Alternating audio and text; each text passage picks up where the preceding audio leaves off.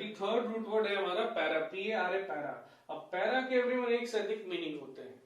Para का एक मतलब होता है बिसाइड, ठीक है, एक मतलब होता है बियॉन्ड, एक मतलब होता है abnormal, फिर एक मतलब होता है फॉल्टी, फिर एक मतलब होता है क्लोजली रिलेटेड या रिजेंबलिंग। ये सारे मीनिंग होते हैं पैरा के। तो पैरा के मल्टीपल मीनिंग्स होते हैं, ठीक है एवरीवन, समझ रहे बात को।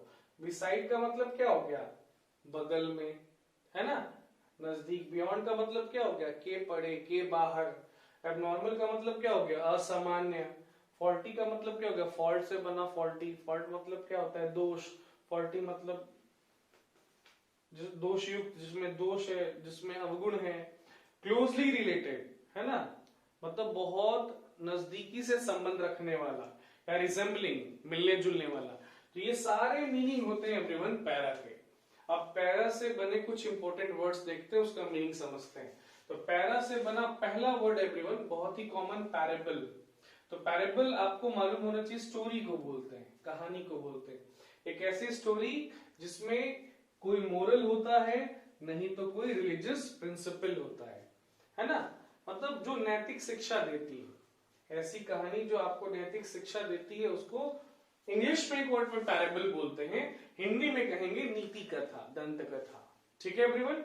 चलो, पैरा से बना दूसरा बहुत ही कॉमन वर्ड है पैराबोला, है ना, इसको जरूर सुना है आपने, पढ़ा भी है। तो पैराबोला क्या होता है एवरीवन, पैराबोला यू शेप की, रफली यू शेप की कोई चीज होती है, ठीक है।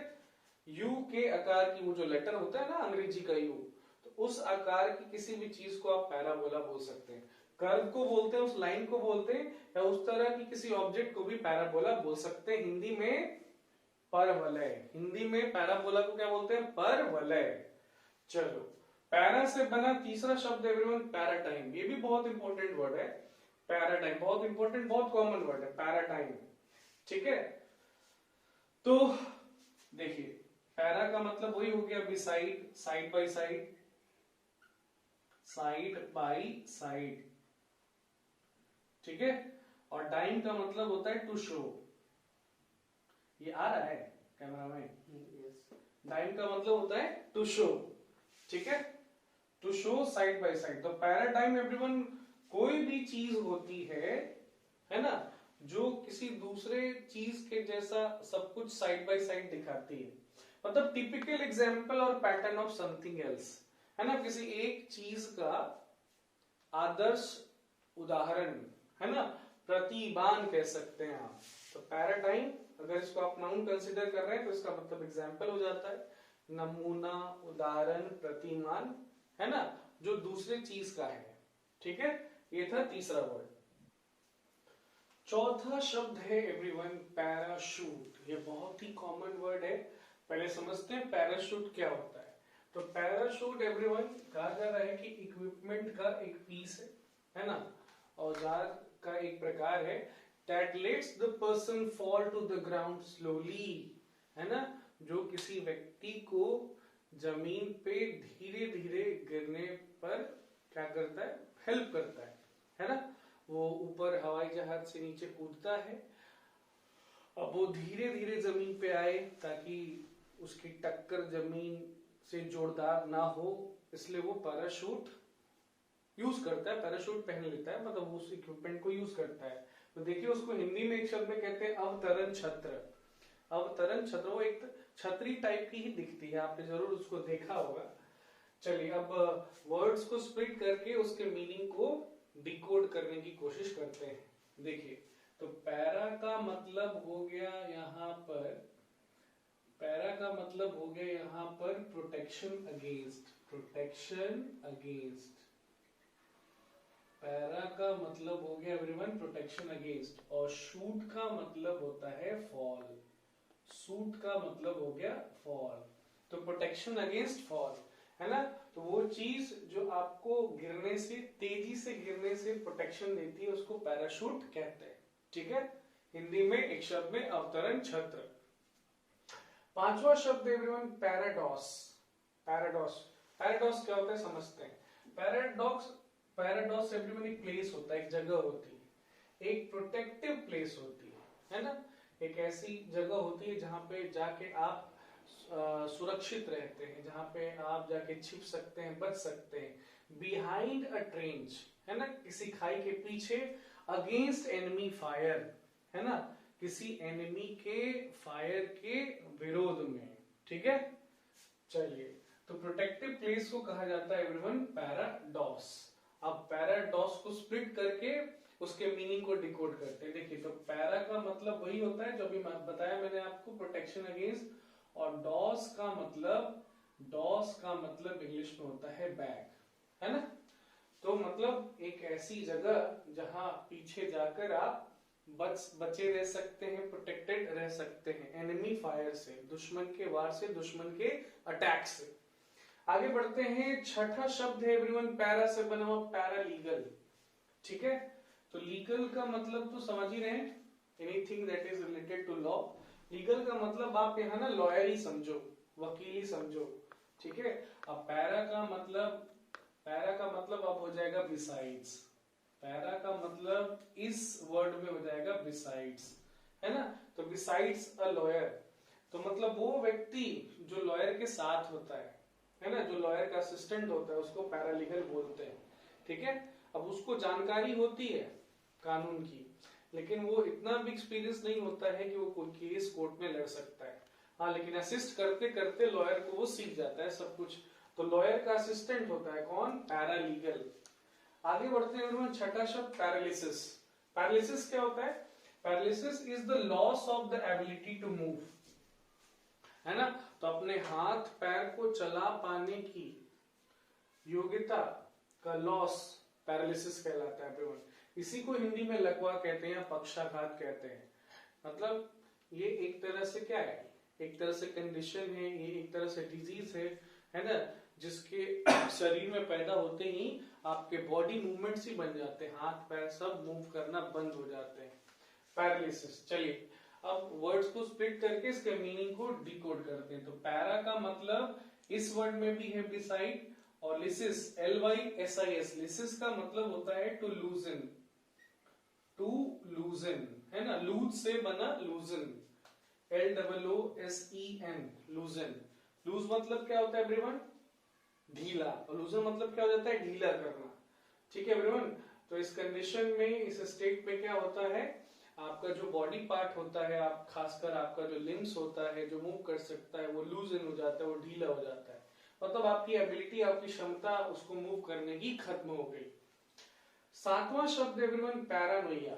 पैरानोइया, पैरानोइया क्या है, ये एक तरह का मेंटल इलनेस है, पागलपन है। इसमें होता क्या है, इसमें आपको ना वहम हो जाता है, इसमें आपको गलतफहमी हो जाती है कि बाकी लोग आपको नुकसान पहुंचाते हैं, बाकी लोग आपको नुकसान पहुंचाना चाहते हैं, in which you believe that other people want to harm you. इसको हिंदी में एक शब्द में कहते हैं भ्रांति रोग, ठीक है। आइए इस वर्ड को स्प्लिट करते हैं, है ना, सारे रूट वर्ड्स को अलग करते हैं, प्रीफिक्स सफिक्स अगर है तो उसको भी अलग करते हैं, और मीनिंग को डिकोड करते हैं। देखिए, पैरा तो भाई हर वर्ड में है, यहां भी पैरा का मतलब क्या है, बिसाइड्स ही है, बिसाइड्स नहीं बिसाइड है ना। और नोइया, नोइया का मतलब होता है थॉट, नोइया का मतलब होता है एवरीवन थॉट या व्यू, ठीक है।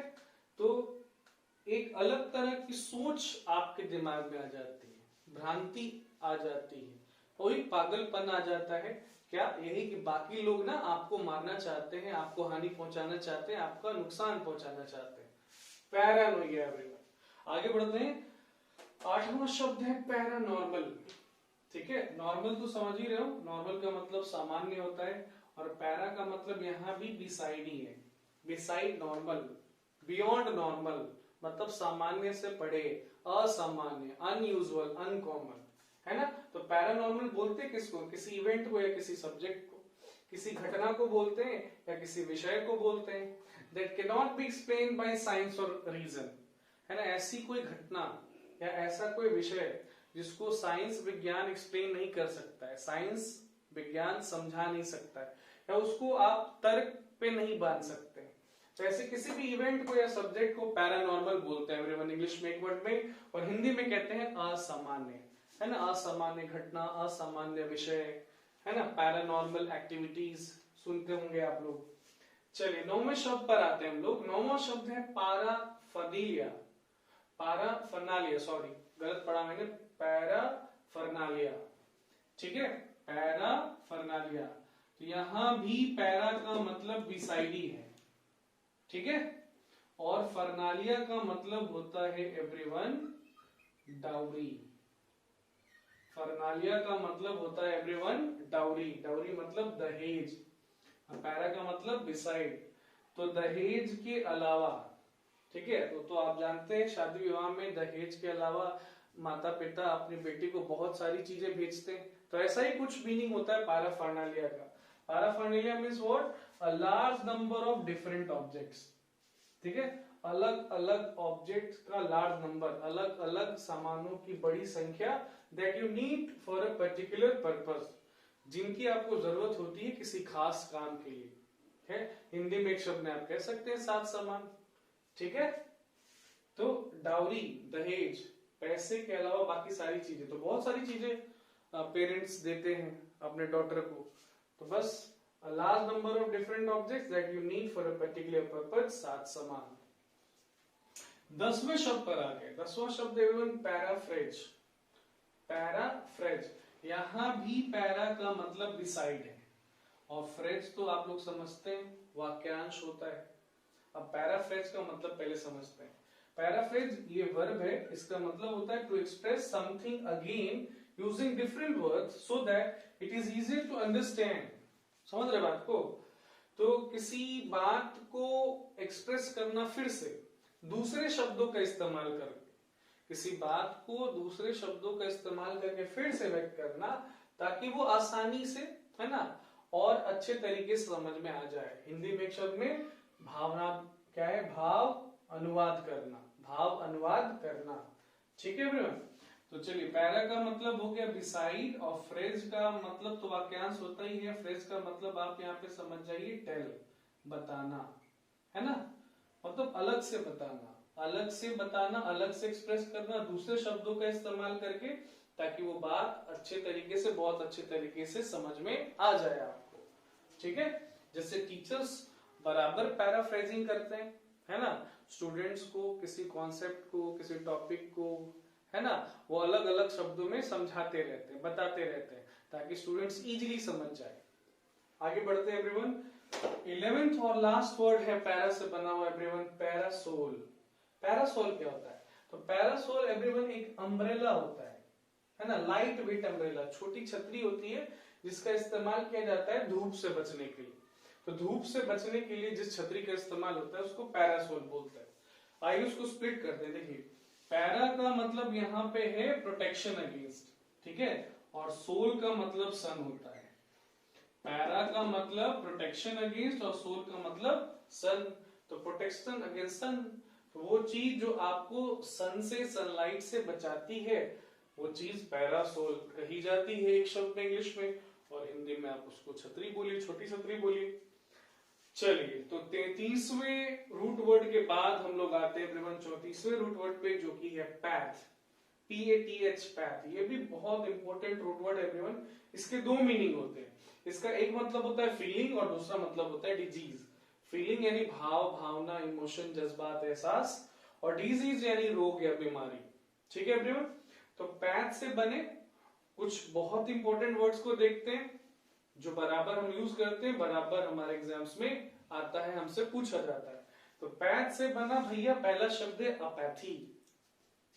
तो पैथ का जो मतलब है वही पैथी का भी मतलब होगा, फीलिंग।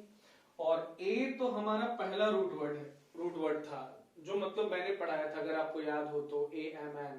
AMN का मतलब क्या होता है? No, not, without. तो पैथी यानी फीलिंग, ए मतलब नो, तो नो फीलिंग, समझ रहे हैं, no feeling, lack of feeling.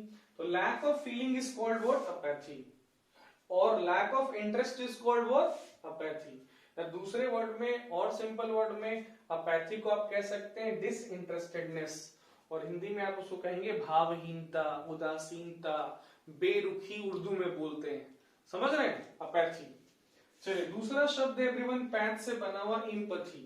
यहां भी पैथी है, तो फीलिंग की ही बात होगी, ठीक है। चलिए अब इम्पैथी क्या होता है, कैसा फीलिंग होता है भाई इम्पैथी समझिए। इम्पैथी एबिलिटी होती है दूसरे के फीलिंग्स को समझ पाने की, दूसरे के फीलिंग्स को समझ पाने की एबिलिटी को ही इम्पैथी कहते हैं। इसी को हिंदी में कहते हैं संवेदना और उर्दू में कहते हैं हमदर्दी।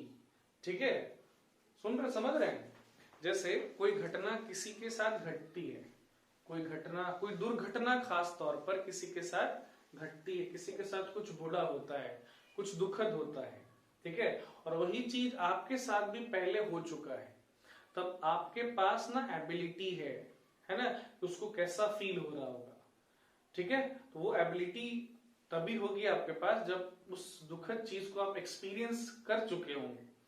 ठीक है, तो कहा जाएगा कि आपके पास एम्पैथी है ना, उस पर्सन के फीलिंग्स को समझने की।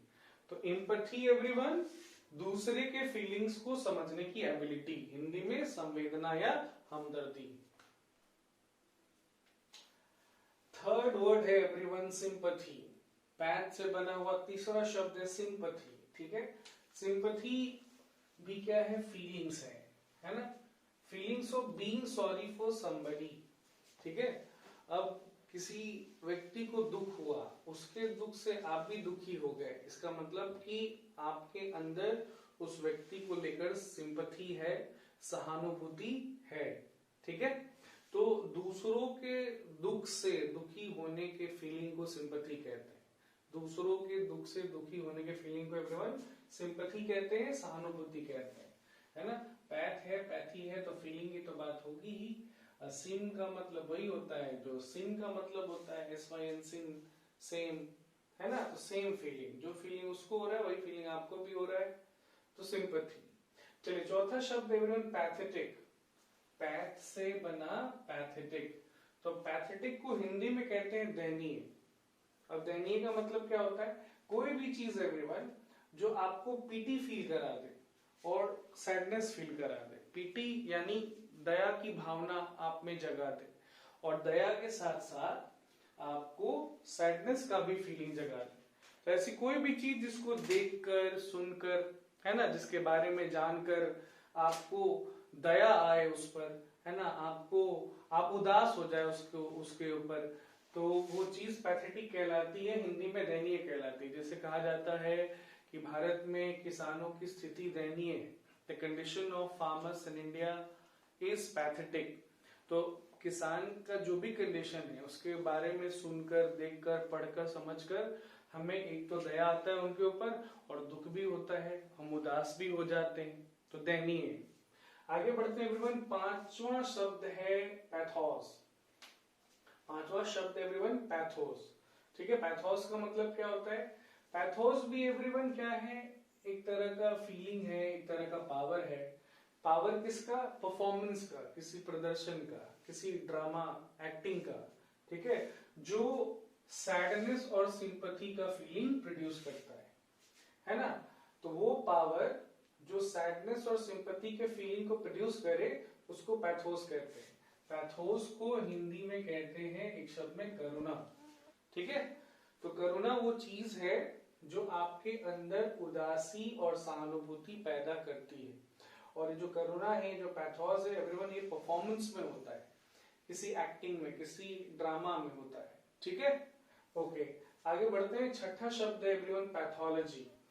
तो पैथ या पैथो का मतलब क्या हो गया, अब देखिए, अब तक हमने वो शब्द देखा जिसमें पैथ का मतलब फीलिंग था। अब यहाँ से कुछ ऐसे शब्द हम देखेंगे जहां पर पैथ का मतलब फीलिंग नहीं, डिजीज है, बीमारी है, रोग है।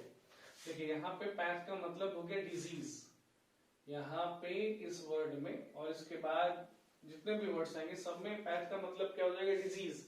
और लॉजी का मतलब क्या होता है, स्टडी, है ना। तो the study of disease is called pathology, the scientific study of diseases are called pathology, है ना। आपके शरीर में जो भी बीमारी हो रही है उसके अध्ययन को रोग विज्ञान कहते हैं। ठीक है, कि उसका कारण क्या है, उसके सिम्टम्स क्या है ना, उसके उपचार क्या है, ये सब पैथोलॉजी के अंडर आता है। चलिए, पैथोलॉजी के बाद अब बारी है पैथोजन की। तो यहां भी एवरीवन पैथो का मतलब वही है डिजीज, और GEN जेन भी एक रूट वर्ड है। जेन का मतलब होता है अ थिंग दैट कॉजेस, पैदा करने वाली कोई चीज, जनक, जन्म देने वाली, पैदा करने वाली कोई चीज को जेन बोलते हैं। तो पैथोजन क्या हो गया, कोई ऐसी चीज जो पैदा करती है क्या, बीमारी। तो बीमारी पैदा करने वाली किसी भी चीज को पैथोजन बोलेंगे। हिंदी में एक शब्द बोलेंगे रोगजनक, रोग को पैदा करने वाला, बीमारी को पैदा करने वाला। चलिए आगे बढ़ते हैं। 8वां शब्द है एवरीवन होम्योपैथी। ठीक है, होम्योपैथी। यहाँ पैथी का मतलब तो अभी हम समझ रहे डिजीज होता है, लेकिन यहां से डिजीज नहीं, अब पैथी का मतलब थेरेपी होगा, है ना। डिजीज से आगे बढ़कर अब पैथी का मतलब क्या होने वाला है, थेरेपी, है ना, इलाज पद्धति, चिकित्सा पद्धति। ठीक है, तो होम्योपैथी एवरीवन एक तरह का थेरेपी है, एक तरह का सिस्टम ऑफ क्योर है, जो कि आधारित होता है किस बात पर, treating same with the same, है ना, सेम को सेम से ट्रीट किया जाता है। मतलब बीमारी पैदा करने वाले जो चीजें हैं उनको उसी चीज से रिएक्ट कराया जाता है, ट्रीट कराया जाता है, छोटे छोटे अमाउंट का इस्तेमाल करके। तो ये जो चिकित्सा पद्धति है, ये जो इलाज पद्धति है, इसी को बोलते हैं होम्योपैथी, है ना। होम या होम्यो का मतलब आप जान रहे हैं, समझ रहे हैं, सेम। और पैथी का मतलब अभी हो गया थेरेपी, क्योर, इलाज। ठीक है, तो एक ऐसी थेरेपी, फिर से सुन लीजिए, एक ऐसी थेरेपी जहां पर आप सेम का सेम के साथ ट्रीटमेंट कराते हैं, छोटे छोटे अमाउंट, उसको कहते हैं होम्योथेरेपी इंग्लिश में, और हिंदी में सम चिकित्सा। चलिए, अब होम्योपैथी का उल्टा होता है एवरीवन एलोपैथी। तो जैसे वो थेरेपी है तो ये भी थेरेपी ही है ना, ये भी चिकित्सा पद्धति, ये भी इलाज पद्धति ही है। लेकिन वहां पे क्या होता है, छोटे छोटे अमाउंट का इस्तेमाल करके सेम के साथ ट्रीटमेंट कराया जाता है। यहाँ पे क्या होता है, treating diseases with remedies that produce effects differing from those produced by the disease itself. ठीक है, तो बीमारी जो लक्षण प्रोड्यूस करती है, बीमारी जो लक्षण प्रोड्यूस करती है, उसका डिफरेंट लक्षण प्रोड्यूस करता है कौन, रेमेडीज, इलाज। तो इलाज डिफरेंट लक्षण प्रोड्यूस करता है, किसके, उसके जो बीमारी प्रोड्यूस करती है। ठीक है, तो ये उल्टा हो गया एलोपैथी। पैथी का मतलब हो गया वही ट्रीटमेंट, क्योर, थेरेपी, और एलो का मतलब हो गया डिफरेंट, अदर। तो इसको हिंदी में कहते हैं विषम चिकित्सा। ठीक है, आगे बढ़ते हैं। 10वां शब्द एवरीवन ओस्टियोपैथी। तो पैथी का मतलब फिर से वही है, ट्रीटमेंट है, क्योर है, थेरेपी है, इलाज है, चिकित्सा है। और ऑस्टियो का मतलब आपको मालूम होना चाहिए, बोन होता है। ऑस्टियो का मतलब होता है बोन, यानी हड्डी, अस्थि। तो ऑस्टियोपैथी को हिंदी में कहते हैं अस्थि रोग चिकित्सा। अभी क्या होता है समझिए, ये एक ऐसी थेरेपी है जो इस एजम्पशन पर आधारित होती है कि अगर हेल्थ को रिस्टोर करना है, मतलब अगर आप बीमार हो गए हैं, है ना, और अगर आपको स्वस्थ होना है, पुनः स्वस्थ होना है, तो ये चीज पूरी तभी होगी जब आप स्केलेटन और मसल्स को मैनिपुलेट करें, है ना। जब आप अपने स्केलेटन को, मतलब हड्डी के ढांचे को, कंकाल को और मसल्स को, मांसपेशियों को मैनिपुलेट करेंगे, चेंज करेंगे। ठीक है, तो ये एक तरह से अलग विचारधारा होगी, अलग तरह की थेरेपी होगी कि स्केलेटन और मसल्स को मैनिपुलेट करके, मॉडिफाई करके फिर से ठीक हुआ जा सकता है। अब ये चिकित्सा पद्धति ऑस्टियोपैथी कही जाती है, हिंदी में अस्थि रोग चिकित्सा। ओके एवरीवन, 11th और लास्ट वर्ड है पैथ से बना हुआ साइकोपैथ, है ना। साइकोपैथ को एवरीवन सिंपल वर्ड में आप पागल ही बोलेंगे, मैड ही बोलेंगे। ठीक है, क्योंकि ये ऐसा व्यक्ति होता है जिसको सीरियस मेंटल प्रॉब्लम होता है, मेंटली इल होता है, वो मेंटली डिस्टर्ब्ड होता है, और इतना डिस्टर्ब होता है कि उसका जो बिहेवियर होता है वो एंटी सोशल हो जाता है ना, नॉर्मल से हटकर एबनॉर्मल हो जाता है, और वो रह रह के वॉलेंट भी हो जाता है, और वॉलेंट तरीके से वो एक्ट करते रहता है, तो आप उसको पागल ही बोलेंगे। तो साइकोपैथ एवरीवन पागल कह सकते हैं बिल्कुल आसान शब्दों में, और हिंदी में कहिए उसको मनोरोगी।